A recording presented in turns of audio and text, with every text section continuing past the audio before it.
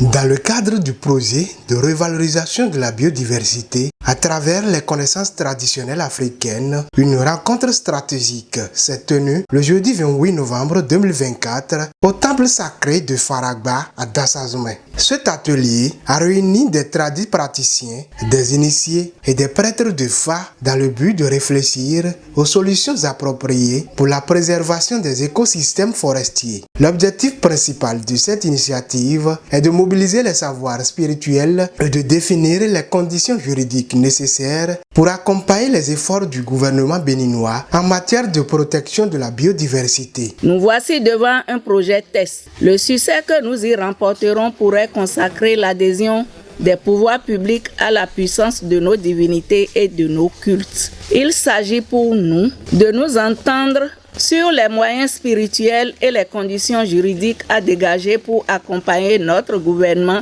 dans sa politique de protection de l'environnement et de la biodiversité. Nous sommes convaincus que le succès de ce projet va se faire ressentir au-delà des frontières pour que le Bénin, dans l'évaluation des ODD, se trouve en très bonne position quant à la protection de la biodiversité. La séance plénière a permis de constituer 4 groupes de travail, lesquels ont présenté des stratégies concrètes devant l'Assemblée. À écouter les groupes qui ont travaillé individuellement et en groupe, et qu'ils sont prêts à accompagner le gouvernement et l'ONG suivi de la mère et de l'enfant dans ce domaine.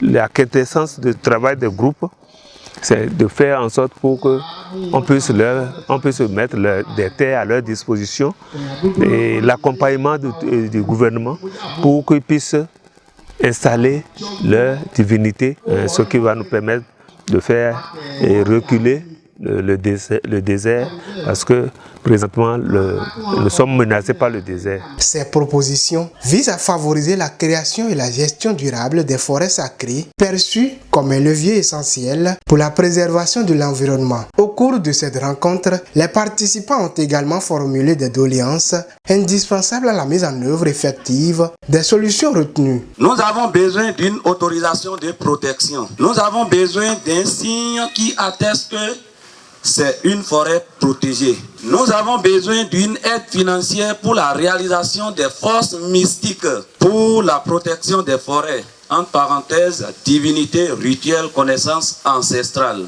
Selon Ulrich Deroti Adumvo, chef de l'inspection forestière des collines, cette démarche, fondée sur les savoirs traditionnels, arrive à point nommé pour renforcer la lutte contre les changements climatiques. Je peux dire qu'aujourd'hui, nos forêts souffrent énormément. Combinées avec les effets des changements climatiques, les solutions diverses sont attendues. Au nombre de ces solutions, Suivi vient apporter une nouvelle piste. C'est à ce titre que j'apprécie cette démarche et j'espère que ça puisse vraiment porter ses fruits. En effet, ce projet porté par Survie ONG, avec le soutien financier des partenaires comme le CDKN, le CRDI et le ministère des Affaires étrangères des Pays-Bas, suscite de réels espoirs quant à la renaissance des forêts menacées de disparition au Bénin. Grâce à cette synergie entre tradition et modernité, le Bénin envisage de restaurer et de protéger son patrimoine naturel, contribuant ainsi à la préservation de la biodiversité au niveau local et international.